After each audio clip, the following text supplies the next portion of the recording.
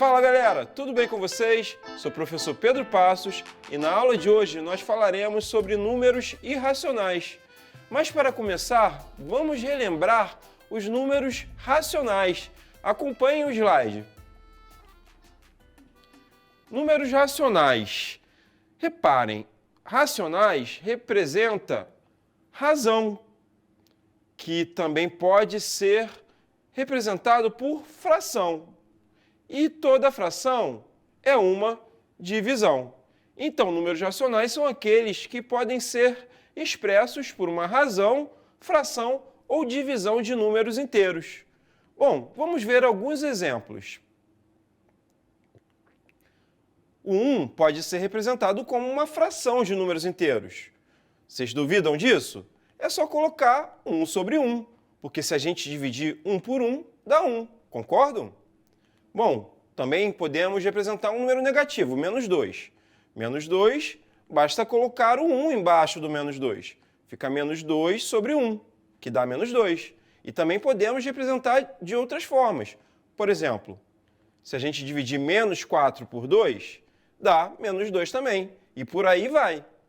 Também temos números racionais na forma de decimal exato, número decimal exato, aqueles números que têm vírgula e as casas decimais são finitas. Por exemplo, 0,1. Bom, 0,1 é um décimo, ou seja, podemos representar como 1 sobre 10. E também tem as famosas dízimas periódicas, que são números infinitos, porém têm um padrão de repetição. Reparem, 0,555 infinito. Bom, nós podemos representar como 5 sobre 9.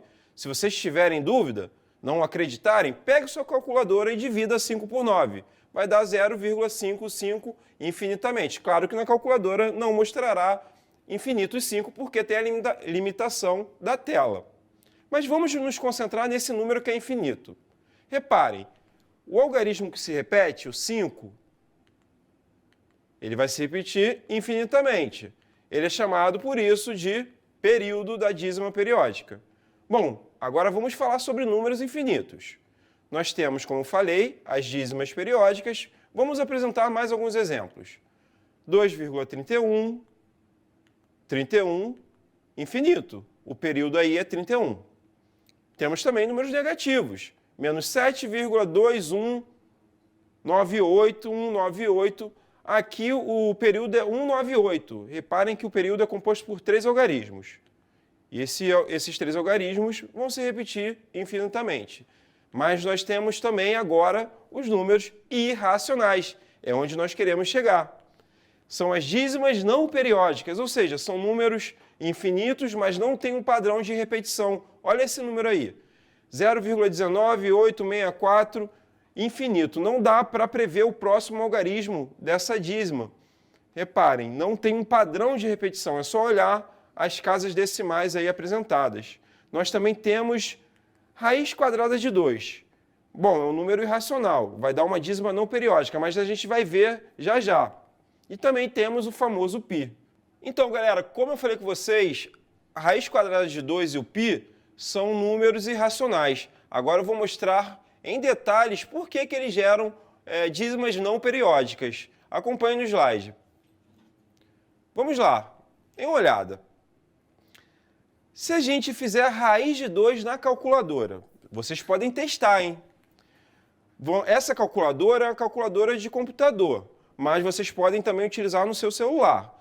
Na calculadora do computador, a gente clica ali no 2 e depois no símbolo ali de raiz quadrada. Vai dar esse resultado, ó. Ele é um número decimal infinito. Aparece, claro, ali, termina no 7, porque a calculadora do computador ela é limitada. Mas a gente pode representar o raiz de 2 por 1,414213 e infinitas casas decimais que não tem um padrão de repetição. E por isso é um número irracional. E se a gente quiser saber um valor para o π? É só clicar em π. Olha lá, 3,141592, infinitas casas decimais. Essas casas decimais também não têm um padrão de repetição. Vocês podem fazer esses testes na sua calculadora.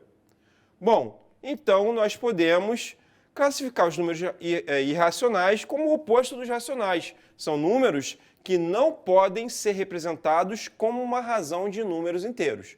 Então, esses números vão gerar dízimas não periódicas. Bacana, né? Vamos nos concentrar agora nas raízes. Reparem, se vocês quiserem também ver outras raízes que dão números irracionais, vocês podem testar, por exemplo, a raiz de 5. Raiz de 5, vamos pensar, raiz quadrada de 5, a gente tem que pensar no número que multiplicado por ele mesmo dá 5. Bom, 2 vezes 2 dá 4, 3 vezes 3 dá 9, então não tem um número racional, um número inteiro que a gente multiplicando por ele mesmo dá 5. Então, se você fizer na calculadora, vai achar também essa dízima não periódica. Reparem que as casas decimais não têm um padrão de repetição. Outro exemplo é a raiz cúbica de 10. Testem aí na calculadora de vocês. Vocês vão encontrar aí um número infinito, que é 2,154434 e infinitamente. Bacana, né? Então, de forma geral, raízes cujos resultados não são números racionais são considerados números irracionais. Bom, e Daniel perguntou, como faço para saber um valor aproximado sem usar calculadora? Aí eu vou explicar para vocês, olha que bacana. Vamos pegar, por exemplo, a raiz quadrada de 15. Eu quero representar na reta numérica, dar um valor aproximado ali na reta, sem utilizar a calculadora. Vamos pensar numa raiz quadrada que a gente consiga calcular uma imediatamente menor e uma imediatamente maior que a raiz de 15. Menor, a gente pode pensar, vamos primeiro colocar a reta, mas a menor a gente pode pensar, por exemplo, a raiz de 14 não dá exato, a raiz de 3 não dá exato, mas a raiz de 9 dá exata. A raiz quadrada de 9 é 3, concordam? 3 vezes 3 dá 9. E maior que raiz de 15 já vem direto, a raiz de 16. A raiz quadrada de 16 é 4, pois 4 vezes 4 dá 16. Isso significa que a raiz quadrada de 15 está entre 3 e 4. Aí você pode me perguntar, mas está mais próximo do 3 ou mais próximo do 4? É só pensar no 15. O 15, o radicando 15, está mais próximo do radicando 9 ou do radicando 16? Está mais próximo do radicando 16. Isso significa que a raiz quadrada de 15 está mais próxima do 4.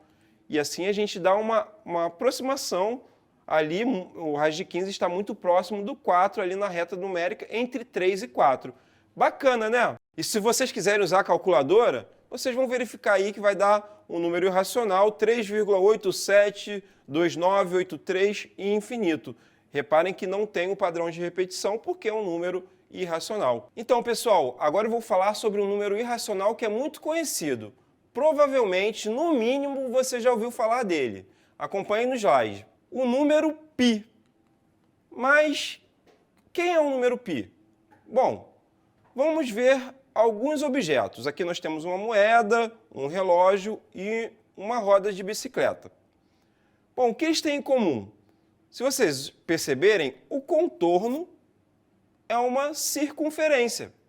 Bom, e a partir da circunferência nós conseguimos obter o número π. Como assim? Primeiro vamos identificar alguns elementos da circunferência.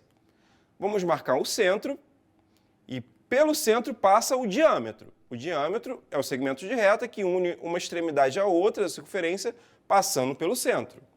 Então vamos chamar esse diâmetro de d, d minúsculo. Agora vamos fazer o seguinte, vamos pegar essa circunferência e vamos esticá-la. Bom, reparem, se nós esticamos, nós vamos ter um tamanho. E esse tamanho nós vamos chamar de comprimento da circunferência, vamos chamar de C maiúsculo. Agora a gente vai voltar com a circunferência, marcar o diâmetro e vamos ver quantas vezes o diâmetro cabe dentro desse tamanho do comprimento da circunferência. Reparem, dá 3 diâmetros e mais um pouquinho. E é sobre esse pouquinho que sobra que a gente vai falar. Reparem, se a gente dividir o comprimento pelo diâmetro, dá o valor do π, que é igual a 3,141592 infinitas casas decimais, pois ele é um número irracional. E esse pedacinho que ficou faltando é justamente as casas decimais do número π. Bom, bem bacana, né? Então a gente, a partir da circunferência, consegue chegar no número π. Então, a gente dá um valor aproximado para π. Para calcular, por exemplo, a área de uma circunferência, o comprimento, a gente utiliza geralmente aproximadamente 3,14. Galera, agora a gente vai falar sobre um número enigmático. Ele surge através de uma sequência muito conhecida. Ela é chamada de sequência de Fibonacci. Vamos dar uma olhada como ela funciona? Vamos ver a sequência de Fibonacci. Aí eu marquei o 1, 2, 3, 5, 8, 13, 21, 34, 55 e tem infinitos números nessa sequência. Mas será que vocês conseguem observar o padrão dessa sequência? Bom, pensem aí. Vamos lá, vou mostrar para vocês o padrão. Reparem, se a gente pegar os dois primeiros números dessa sequência, 1 mais 1 dá o terceiro, que é 2. Agora eu vou fazer o mesmo esquema para os próximos números. Se eu somar 1 mais 2 dá 3. Agora ficou fácil, né? 2 mais 3 dá 5. 3 mais 5 dá 8. 5 mais 8 dá 13. 8 mais 13, 21. 13 mais 21 dá 34. 21 mais 34, 55. E aí? Quem vocês acham que é o próximo número da sequência? É só somar, né, galera? 34 mais 55, que é igual a 89. E assim a gente pode ficar brincando a vida inteira, pois é uma sequência infinita. Mas o interessante dessa sequência é o seguinte, se a gente pegar dois números seguidos e dividir o número pelo seu anterior, a gente vai obter um padrão. Reparem, se eu pegar 1 e dividir por 1, dá 1. Agora eu vou pegar o 2 e dividir pelo anterior, que é 1. 2 dividido por 1 dá 2. Agora eu vou dividir o 3 por 2. 3 sobre 2 é igual a 1,5. Bom, vamos anotando. 5 dividido por 3 dá uma dízima periódica, um número infinito. Mas é racional, não é irracional. 1,666 é infinito. Se a gente dividir 8 por 5, a gente vai encontrar 1,6, um decimal exato. Se a gente dividir 13 por 8, a gente encontra 1,625. Bom, já repararam que está convergindo por um valor? Agora vamos dividir 21 por 13. Vai dar um número infinito também, 1,615 infinito.